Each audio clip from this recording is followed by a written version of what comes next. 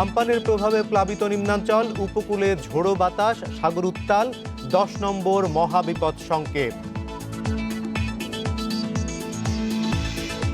ঘূর্ণিঝড়ে ঝুঁকিপূর্ণ 24 লাখ মানুষকে নেওয়া হয়েছে বিভিন্ন আশ্রয় কেন্দ্রে, নিরাপদ আশ্রয়ে থাকার আহ্বান।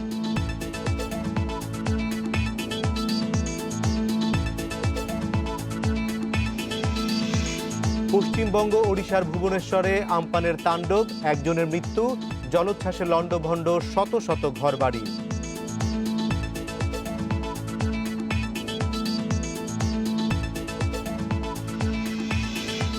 করোনায় গত 24 ঘন্টায় সর্বোচ্চ শনাক্ত 1617, মোট আক্রান্ত 26,738 জন, 16 জনের প্রাণহানি।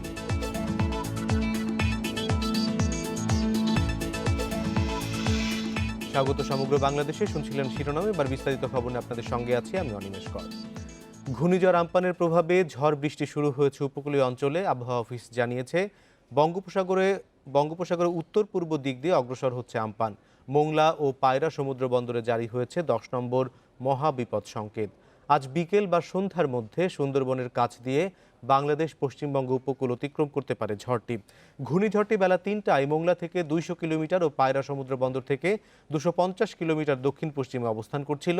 ঘূর্ণিঝড় কেন্দ্রের বাতাসের সর্বোচ্চ গতি 200 কিলোমিটার, যা ঝোড়ো হাওয়ার আকারে ঘন্টায় 220 কিলোমিটার পর্যন্ত হতে পারে। এই অবস্থায় চট্টগ্রাম কক্সবাজার সমুদ্র বন্দরে 9 নম্বর বিপদ সংকেত জারি রয়েছে। আমপানের প্রভাবে সাতক্ষীরা, খুলনা, বাগেরহাট, বরিশাল, বরগুনা, নোয়াখালী, ভোলা, চট্টগ্রাম ও এর আশপাশের দ্বীপে 15 ফুট অধিক উচ্চতার জলোচ্ছ্বাসের শঙ্কা রয়েছে বলে জানিয়েছে আবহাওয়া অধিদপ্তর। এছাড়াও এই অঞ্চলসমূহে অতি ভারী বৃষ্টি সহ ঘন্টায় 160 কিলোমিটার বেগে ঝোড়ো হাওয়া বয়ে যেতে পারে। এর কেন্দ্রের কাছে সাগর উত্তাল হয়ে উঠেছে।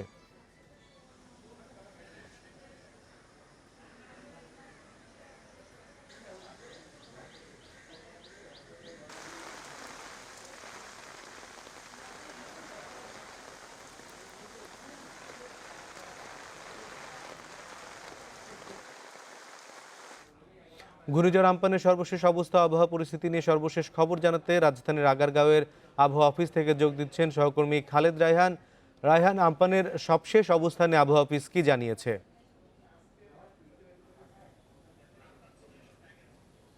দেখুন, বেলা 3টার সময় আবহাওয়া অফিসের পক্ষ থেকে একটি আনুষ্ঠানিক ব্রিফিং হওয়ার কথা ছিল, সেটা আসলে হয়নি। বেলা 4টার কিছু পরে এই ব্রিফিংটি করা হবে বলে জানানো হয়েছে।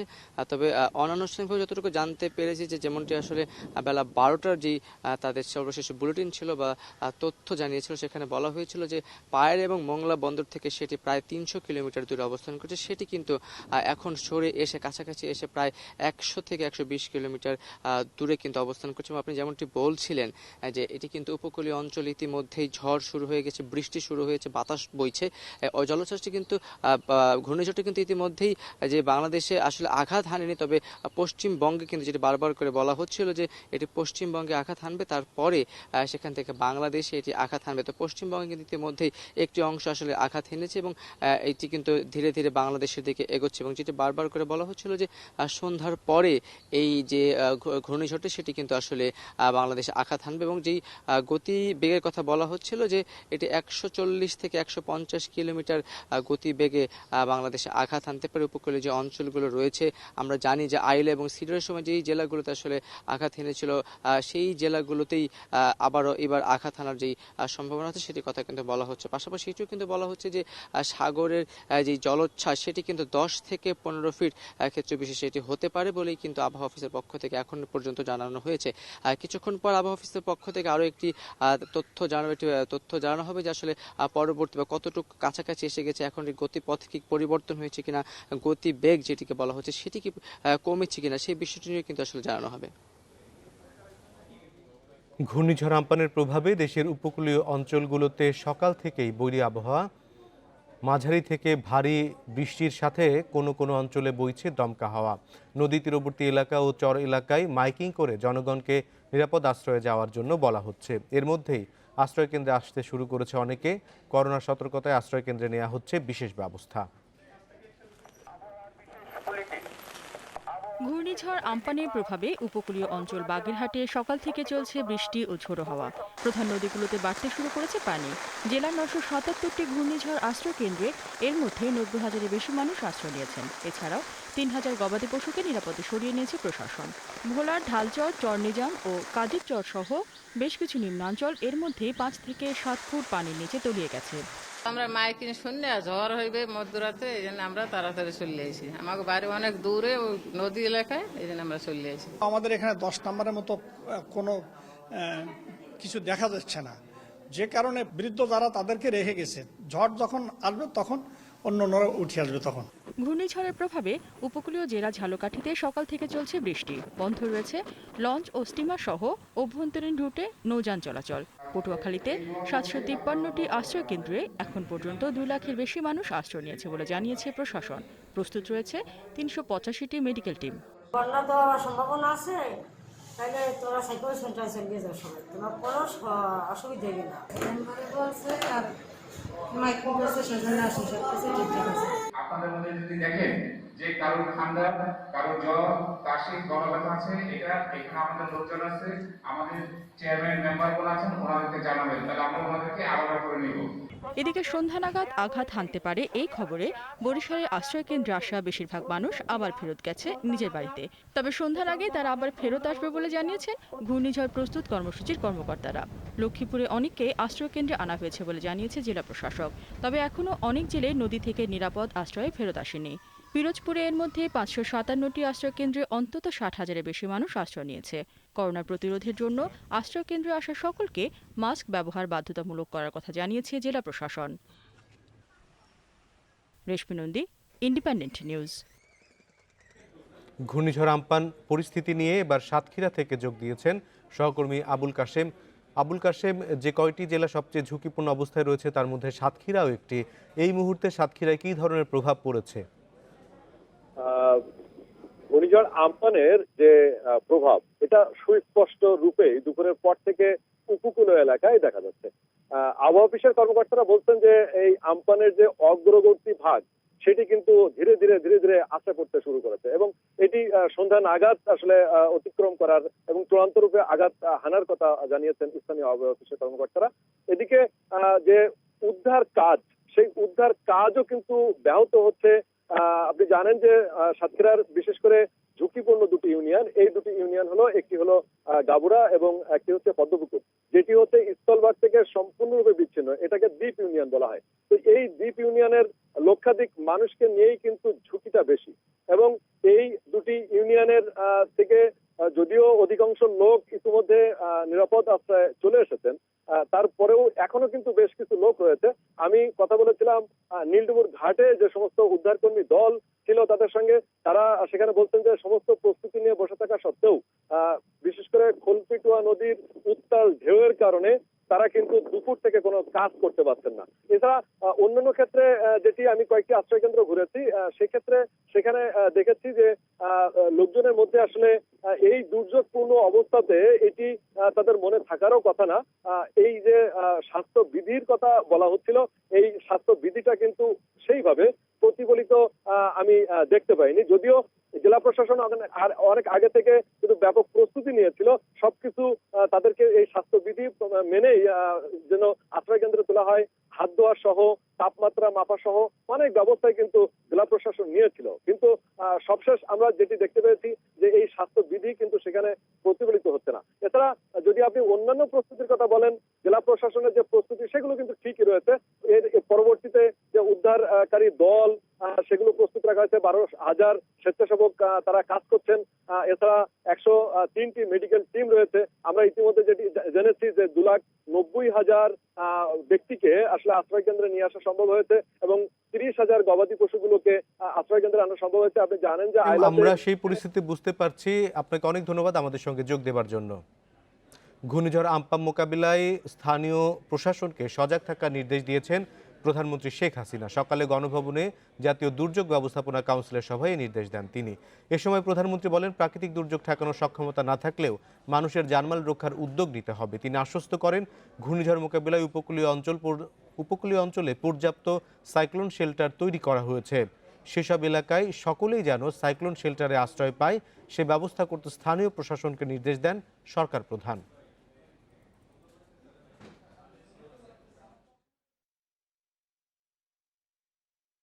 করোনা ভাইরাসের দুর্যোগ কাটিয়ে ওঠার জন্য আমরা ব্যাপকভাবে যখন কাজ করে যাচ্ছি, তখন এই দুর্যোগটা, অর্থাৎ একটা প্রাকৃতিক দুর্যোগ, এখানে কারো হাত নেই, এটা আমরা ঠেকাতে পারবো না, কিন্তু মানুষের জানমাল কতটুকু রক্ষা করা যায় সেই ব্যবস্থাটা আমরা নিতে পারি এবং সেটা আমরা নিয়ে যাচ্ছি। আর ব্যাপকভাবে সাইক্লোন শেল্টার তৈরি করা, এবং বর্তমানে আমরা যে সাইক্লোন শেল্টারগুলি করেছি মানে মাল্টিপারপাস সাইক্লোন শেল্টার, এমনি সাইক্লোন শেল্টার বানিয়ে রাখলে সেগুলি ব্যবহার না হলে নষ্ট হয়, কিন্তু সেগুলি আমরা যেমন বিভিন্ন অফিসিয়াল কাজে ব্যবহার করি, আর সেই সাথে আবার যখন দুর্যোগ আসে তখন শেল্টারের ব্যবস্থা করি।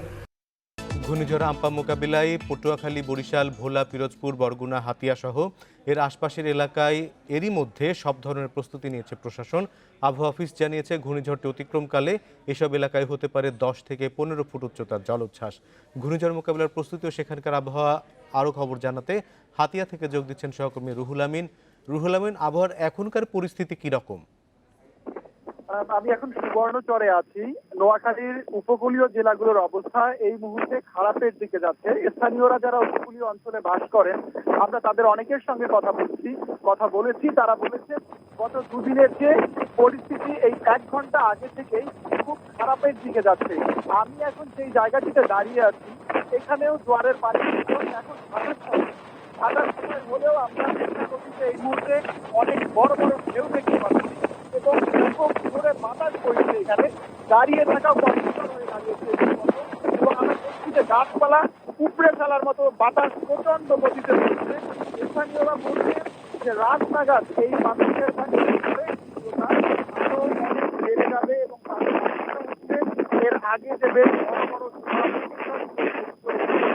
বাংলাদেশের উপকূলে ঠিক তেমনই একটি ঘূর্ণিঝড় বা ঝড়ের আশঙ্কা তারা করছেন। স্থানীয়রা বলছেন যে রাত 9টার পর আবার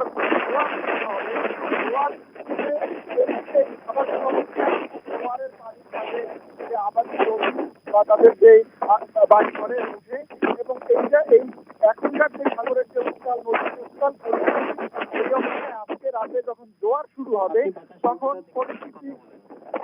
পরিস্থিতি অনেক খারাপ হবে এবং অনেক বড় জলোচ্ছ্বাস এবং ঘূর্ণিঝড়ের আশঙ্কা করছেন তারা। এই কারণে স্থানীয় প্রশাসন কিন্তু গত কয়েকদিন ধরেই স্থানীয়দের সতর্ক করেছে, উপকূলবাসীদের সতর্ক করেছে, তাদেরকে নিরাপদ দূরত্বে সরিয়ে দিতে বলেছে এবং তাদের যে সাইক্লোন শেল্টার গুলো রয়েছে সেগুলোকে তারা প্রস্তুত রেখেছে। আপনাকে জানিয়ে রাখি এই নোয়াখালীতে 450 বেশি সাইক্লোন শেল্টার রয়েছে এবং সেখানে প্রায় 3.5 লাখের মতো মানুষকে আশ্রয় দেওয়ার ক্ষমতা প্রশাসনের রয়েছে এবং সেগুলোকে তারা প্রস্তুত রেখেছে। এবং কিছুক্ষণ আগেও উপকূলে এলাকাগুলোতে মাইকিং করা হয়েছে প্রশাসনের পক্ষ থেকে, ভলান্টিয়ারদের পক্ষ থেকে এবং স্থানীয়দের নিরাপদ দূরত্বে সরে যাওয়ার জন্য অনুরোধ করা হয়েছে। আমরা স্থানীয়দের সঙ্গে কথা বলেছি যে আপনারা নিরাপদ দূরত্বে বা সাইক্লোন শেল্টারে আশ্রয় কেন্দ্রে যাবেন কিনা। তারা বলেছেন যে তারা 5টার পর বা সন্ধ্যার দিকে তারা মনে করছেন তাদের যাওয়ার প্রয়োজন পড়বে। যদিও তারা বলছেন যে সাইক্লোন শেল্টারে প্রয়োজনের তুলনায় সেখানে মানে যত মানুষ এই এলাকায় বসবাস করেন তত মানুষকে জায়গা দেওয়ার অবস্থা নেই সাইক্লোন শেল্টারে, অর্থাৎ প্রয়োজনের তুলনায় সাইক্লোন শেল্টারের সংখ্যা কম তারা বলছেন। তারপরও তারা বলছেন যে তাদের যেতে হবে, যদিও তাদের অনেক গবাদি পশু, তাদের আর্থিক বা অনেক সঞ্চয় বা তাদের আপনাকে দেখেই সেখানে ঝড়ের অবস্থা বোঝা যাচ্ছে যে সেখানে বাতাসের কি পরিমাণ গতিবেগ এবং সেই সঙ্গে প্রশাসনের কর্মকাণ্ড আপনি জানাচ্ছিলেন। আপনাকে অনেক ধন্যবাদ। আপনি নিজে নিরাপদে থাকুন এবং পরবর্তীতে আবার আপনার সঙ্গে আমরা যোগ দেব। ঘূর্ণিঝড় আম্পানের কারণে চট্টগ্রাম ও মোংলা বন্দরে অ্যালার্ট 4 জারি করা হয়েছে। বন্ধ ঘোষণা করা হয়েছে বন্দরের সব কার্যক্রম, যেটিতে নোঙর করা সব জাহাজকে পাঠানো হয়েছে গভীর সমুদ্রে। 2 বন্দর কর্তৃপক্ষ জানিয়েছে সম্ভাব্য সব পরিস্থিতির জন্য বন্দরে নেওয়া হয়েছে সর্বোচ্চ সতর্কাবস্থা। নিরাপত্তার জন্য মোতায়েন আছে সেনা সদস্য। চট্টগ্রাম বন্দরের হারবার ও মেরিন বিভাগের সদস্য কমোডার এম শফিউল বারী জানান, অ্যালার্ট 4 এর আওতায় বন্দরের প্রধান চিকিৎসা কর্মকর্তার নেতৃত্বে জরুরি অবস্থা মোকাবিলায় গঠন করা হয়েছে একটি মেডিকেল টিম। এছাড়া বন্দরের বিদ্যুৎ ও যান্ত্রিক বিভাগকে সর্বোচ্চ সতর্ক অবস্থায় থাকতে নির্দেশ দেওয়া হয়েছে। বন্দরের নিরাপত্তায় 5 প্লাটুন সেনা মোতায়েনের পাশাপাশি 1 কোম্পানি সেনা সতর্ক অবস্থায় রয়েছে।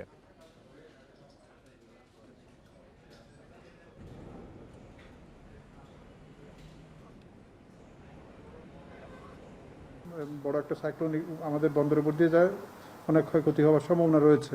সেই জন্য আমরা আমাদের বন্দরের যেসব স্টেক হোল্ডার আছে, যেমন আমাদের এখানে অনেকগুলো টার্মিনাল আছে, এলএনজি টার্মিনাল আছে, সিমেন্ট ক্লিংকার টার্মিনাল আছে, সাইলো আছে, ওদের সবাইকে আমরা ওয়ার্নিং দিয়েছি। আর ইতিমধ্যে বন্দরের আপনারা জানেন সকল ধরনের কমার্শিয়াল অ্যাক্টিভিটিস আমাদের বন্ধ হয়ে গেছে, আদান প্রদান, ডিসচার্জ, ডেলিভারি সব বন্ধ। আমরা ঘূর্ণিঝড় আম্পান পরিস্থিতি নিয়ে এবার মোংলা থেকে যোগ দিয়েছেন সহকর্মী হাসিবুর রহমান। হাসিবুর, এই মুহূর্তে মোংলার আবহাওয়ার সবশেষ কি অবস্থা? বেশ কিছুক্ষণ আগে ঝড়ো হওয়ার সাথে বৃষ্টি শুরু হয়েছে এবং যতটাই সময় যাচ্ছে আবহাওয়ার যে পার্থক্য সেটি আমরা বেশ অনুমান করতে পারছি। ইতিমধ্যেই মেঘের ঘনঘটা আমরা দেখতে পাচ্ছি, মেঘও জমতে শুরু করেছে আকাশে, সমুদ্র বেশ উত্তাল হয়েছে। যেসব চ্যানেল রয়েছে পরশু সহ অন্যান্য চ্যানেল, সেসবে পানিও বেড়েছে বেশ খানিকটা করে, আমরা ঢেউও বেশ দেখতে পাচ্ছি। এখন যে জায়গাটি রয়েছে আমরা এখানে কোস্টগার্ডের একটি এলাকা। কোস্টগার্ড ইতিমধ্যেই আমাদেরকে সহযোগিতা করে, বিশেষ করে যেসব সিভিল প্রশাসন সহযোগিতা করার জন্য তাদের যে নৌযান এগুলো আগে থেকে দেয়া শুরু করেছে। দুদিন আগে অর্থাৎ গতকাল তারা বেশ কিছু এলাকা থেকে সাধারণ মানুষকে উদ্ধার করেছে। বিশেষ করে সাতক্ষীরার গাবুরা ইউনিয়ন থেকে তারা 1064 জন মানুষকে উদ্ধার করে নিরাপদ আশ্রয়ে নিয়ে এসেছে। একই সাথে তারা সহযোগিতা করবার চেষ্টা করছে প্রশাসনিক কর্মকর্তাদেরকে তাদের নৌযানগুলো দিয়ে, এবং যাদেরকে তারা উদ্ধার করেছেন গতকাল তাদের খাদ্যের নিশ্চয়তাটাও মোটামুটি তারা একেবারেই নিশ্চিত করেছে।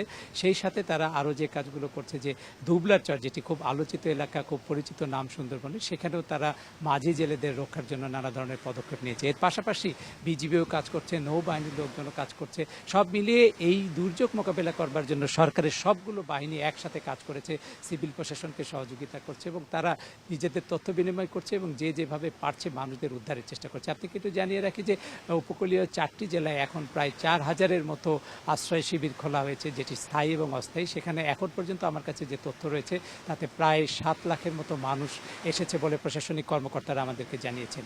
এই জায়গায় একটি বড় চ্যালেঞ্জ হিসেবে এসছে প্রশাসনের সামনে, সেটি করোনা ভাইরাস মোকাবেলা। সে বিষয়টিকেও তারা সর্বোচ্চ গুরুত্ব দিয়েছে। তাদের যে টিমগুলো রয়েছে চিকিৎসার, সেই টিমগুলো মোটামুটি তারা চেষ্টা করছে কাজ করবার জন্য। এই দুর্যোগপূর্ণ এলাকাগুলোতে কাজ করার জন্য কোস্টগার্ড তাদের 22 সদস্যের একটি চিকিৎসক দলও মোতায়েন করেছে, যারা দুর্গত এলাকায় চিকিৎসা সহায়তা দেবে, এবং সে কাজও তারা শুরু করেছে। একইভাবে জেলা প্রশাসনগুলোর পক্ষ থেকেও এরকম অনেকগুলো মেডিকেল টিম করা হয়েছে।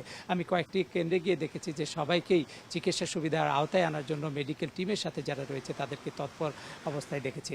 সব মিলিয়ে এখন পর্যন্ত দুর্যোগ খুব বড় আকারে আর দেখা না দিলেও প্রস্তুতি রয়েছে চূড়ান্ত পর্যায়ে, এটি আমরা নিশ্চিতই জেনেছি। হাসিবুর রহমান বিল্লু, আপনাকে অনেক ধন্যবাদ আমাদের সঙ্গে যোগ দেওয়ার জন্য। ভারতের পশ্চিমবঙ্গে আছড়ে পড়ার প্রক্রিয়া শুরু করেছে ঘূর্ণিঝড় আম্পান। ভারতীয় সংবাদ মাধ্যম আনন্দবাজার জানিয়েছে, স্থানীয় সময় দুপুর 2:30টার দিকে শুরু হয় এই প্রক্রিয়া। পুরোপুরি আছড়ে পড়তে সময় লাগবে আরও 4 ঘন্টা। এরই মধ্যে ভারতের ওড়িশায় এক শিশুর মৃত্যু হয়েছে। এ রাজ্যের পারদ্বীপে ভারী বৃষ্টির সাথে 96 কিলোমিটার বেগে ঝড় বইছে। বিশাখাপট্টমে ঝড় ও জলোচ্ছ্বাসে প্লাবিত হয়েছে নিচু এলাকা। এর প্রভাবে বড় ধরনের ক্ষতির শঙ্কা রয়েছে পশ্চিমবঙ্গ ও ওড়িশায়। আম্পান পশ্চিমবঙ্গের দীঘা ও বাংলাদেশের হাতিয়ার মধ্যবর্তী ভারত বাংলাদেশ উপকূল অতিক্রম করতে পারে বলে জানিয়েছে ভারতীয় আবহাওয়া অফিস। দক্ষিণ পূর্ব ভারতে নিরাপদ আশ্রয়ে সরানো হয়েছে 4 লাখেরও বেশি মানুষকে। বৃহস্পতিবার ভোর 5টা পর্যন্ত কলকাতা বিমানবন্দর বন্ধ রাখার ঘোষণা দিয়েছে রাজ্য সরকার। এছাড়াও ঘূর্ণিঝড় ও প্রবল বৃষ্টি থেকে বাঁচতে কলকাতায় সব ব্যবসা প্রতিষ্ঠান, দোকানপাট ও অফিস বন্ধ রাখার নির্দেশ দেওয়া হয়েছে।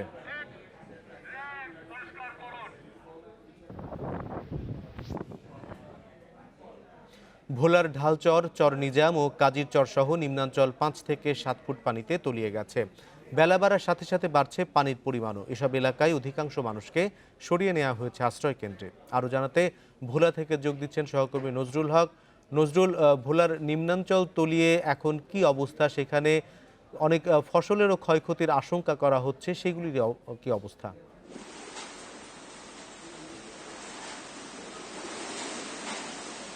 ধন্যবাদ আপনাকে। ভোলার নিম্নাঞ্চলে যে পানি উঠেছিল সেটি ছিল সাগরের লবণ পানি। এই লবণ পানির কারণে ফসলের ব্যাপক ক্ষতি হয়েছে, গাছপালা নষ্ট হয়ে গেছে এবং ঘরের যে মাটির ফ্লোর রয়েছে সেই ফ্লোরও ভেঙে গেছে। এছাড়া পুকুরের মাছ ভেসে গেছে। লবণ পানির কারণে তারা বেশি ক্ষয়ক্ষতির সম্মুখীন হতে হয়েছে। এছাড়া এখন পানিটা কিছুটা হলেও কমতে শুরু করেছে, তবে আবার যখন জোয়ার আসবে তখন পানির বেগ আরো বেড়ে যাবে বলে এলাকাবাসী আমাকে জানিয়েছে। আমি এই মুহূর্তে আছি ভোলা সদর উপজেলার ইলিশা ফেরিঘাটে। এখানে গত 1 ঘন্টায় ব্যাপক ঝড় বৃষ্টি হয়েছে। এই মুহূর্তে বৃষ্টি না হলেও প্রচণ্ড বেগে বাতাস বইছে। আমরা দেখেছি এখানে ঘাটে যে সমস্ত দোকানগুলো রয়েছে সে দোকান মানুষ সরিয়ে নিয়ে যাচ্ছে। এছাড়া ঘাটের যে পন্টুন রয়েছে এবং অন্যান্য যে গাড়ি ঘোড়া রয়েছে সব কিছু হুমকির মুখে রয়েছে। এখানকার মানুষের মধ্যে একটা চরম আতঙ্ক বিরাজ করছে। নদী উত্তাল থাকায় এখানকার সকল নৌযানবাহী বন্ধ রয়েছে, ফেরি চলাচল বন্ধ রয়েছে। এখানকার মানুষ আতঙ্কে আছে, যদি সন্ধ্যার পর আরো এটা বেড়ে যায় তাহলে কি অবস্থা হবে। এই ছিল এখান থেকে আমার সর্বশেষ। নজরুল, আপনাকে অনেক ধন্যবাদ আমাদের সর্বশেষ খবরটি জানিয়ে দেওয়ার জন্য। বরগুনা সদরের পরিখাল আশ্রয় কেন্দ্রে নেয়ার সময় শাহিদ নামে 70 বছরের এক বৃদ্ধ মারা গেছেন। মঙ্গলবার রাতে নিজ বাড়ি থেকে আশ্রয় কেন্দ্রে নেয়ার পথে হৃদযন্ত্রের ক্রিয়া বন্ধ হয়ে তিনি মারা যান। এদিকে গতকাল রাত থেকেই দমকা বাতাসের সাথে ভারী বর্ষণ শুরু হয়েছে জেলায়। মানুষকে আশ্রয় কেন্দ্রে যেতে মাইকিং করা হচ্ছে। আমপানের প্রভাবে জোয়ারের পানি বৃদ্ধি পেয়ে বরগুনা সদরের 4টি স্থানের বেড়িবাঁধ ভেঙে গেছে। প্লাবিত হয়েছে মাইঠা, লবণগুলা, রায়ের তবক, বুড়ির চর সহ 20টি গ্রাম।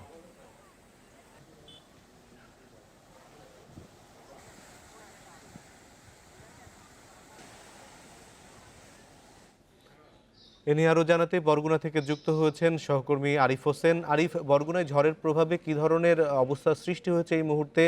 এখন আপনার পেছনে দেখা যাচ্ছে যে প্রচন্ড বাতাস, এবং আশ্রয় কেন্দ্রের কি অবস্থা?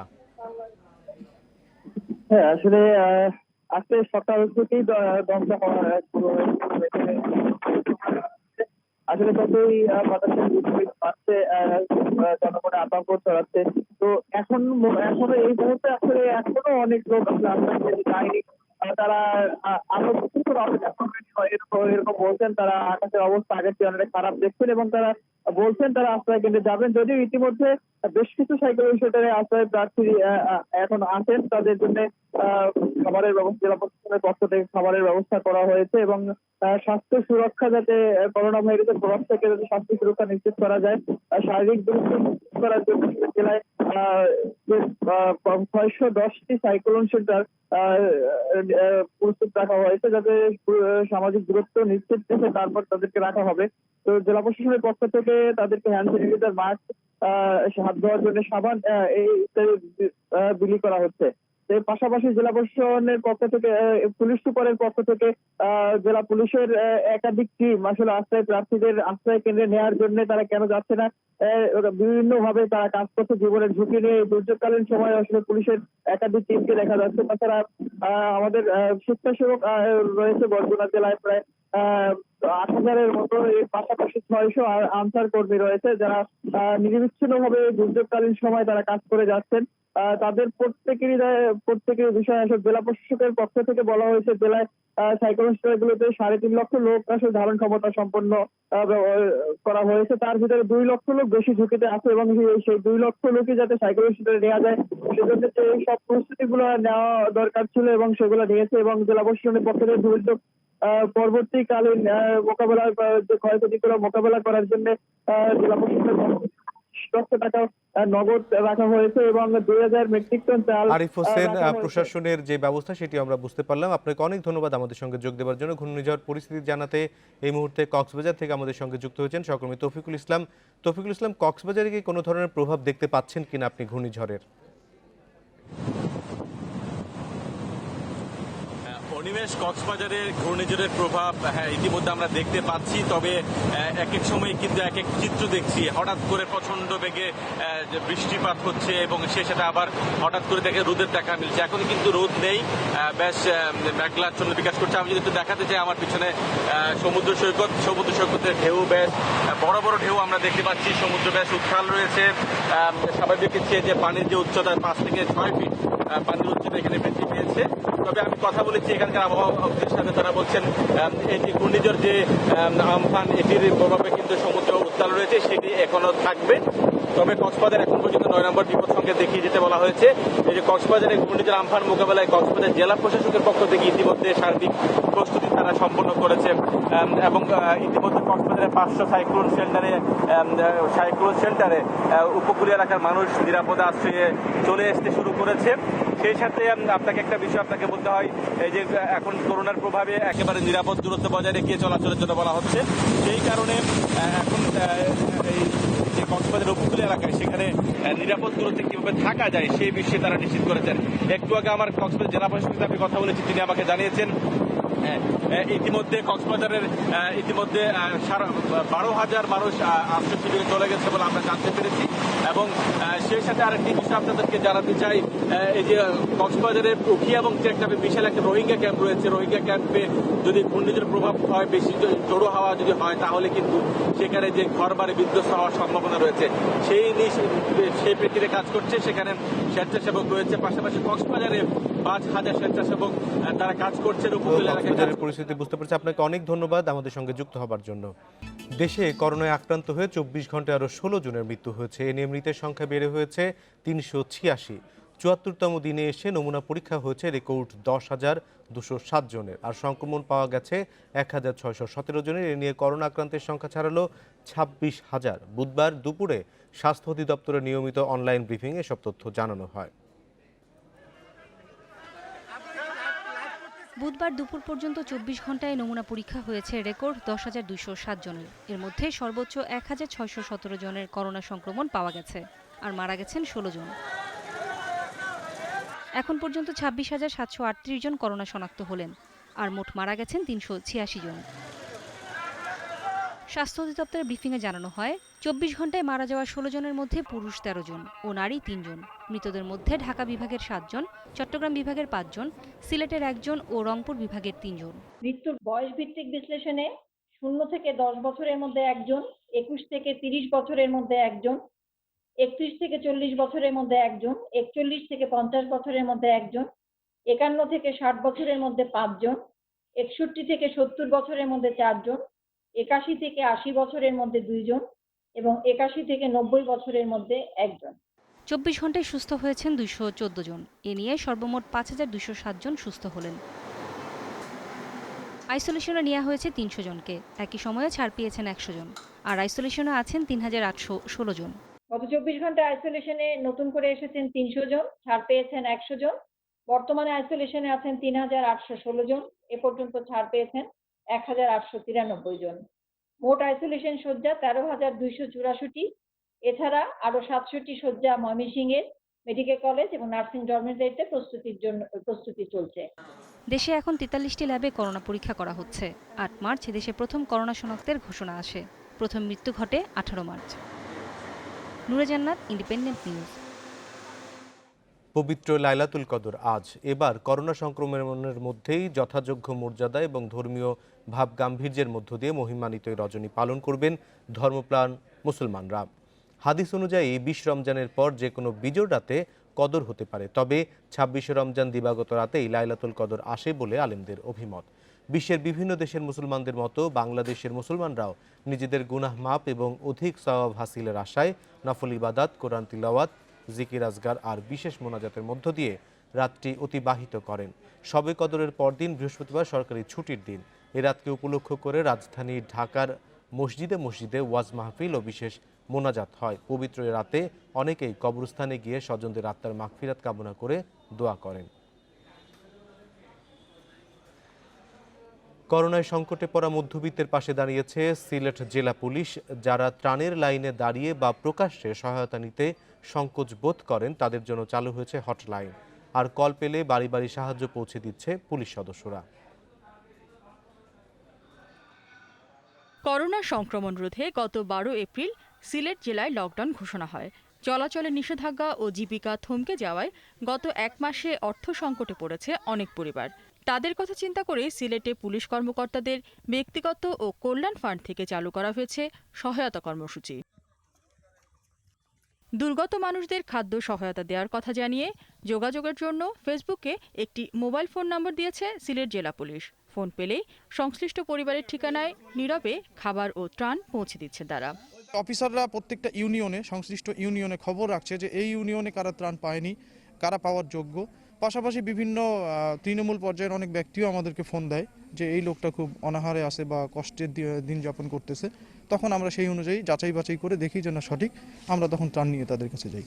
সিলেটের 11টি থানার অধীনে চলছে পুলিশের এই খাদ্য সহায়তা কর্মসূচি, আর এটির সাথে যুক্ত আছেন 2000 পুলিশ সদস্য। এই যুদ্ধ করতে গিয়ে আমাদের ফোর্স অফিসার অত্যন্ত কষ্ট করছে, তারপরে হাসি মুখে সব বরণ করে নিচ্ছে, কারণ দেশের মানুষের জন্য কাজ করতে হবে, বিপদ আসলে আমাদেরকে ঝাঁপিয়ে পড়তে হবে, এটাই স্বাভাবিক। এই প্রশিক্ষণই আমরা নিয়েছি। পুলিশ সুপার জানান, এখন পর্যন্ত ফোন করে সাহায্য চাওয়া প্রায় 6000 মানুষকে ত্রাণ সহায়তা দেওয়া হয়েছে। এর বাইরে আনুষ্ঠানিকভাবে সহায়তা পেয়েছেন আরও অন্তত 9000 মানুষ। আসলে মানুষ এই মুহূর্তে খুব অসহায় আছে, এটা সত্যি কথা। সরকারি সাহায্য আছে, কিছু কিছু মানুষ কিন্তু সরকারি সাহায্য পাচ্ছে না। সেই জায়গাটাতে আমাদের মনে হয় আরও দাঁড়ানো দরকার। আমরা আমাদের সাধ্যমতো চেষ্টা করছি আরও কিছুদিন মানুষের পাশে দাঁড়ানোর জন্য। লকডাউন চলাকালীন সময়ে সিলেটে অবস্থানরত প্রবাসী, মধ্যবিত্ত ও নিম্নবিত্ত পরিবারগুলোর জন্য পুলিশের এই খাদ্য সহায়তা কর্মসূচি অব্যাহত থাকবে বলে জানিয়েছেন police super. Independent news desk. Independent টেলিভিশনের সব খবরের আরও বিস্তারিত জানতে চোখ রাখুন আমাদের ফেসবুক, ইউটিউব এবং টুইটারে। এই ছিল সমগ্র বাংলাদেশের আয়োজনে। আমন্ত্রণ আমাদের পরের আয়োজনে।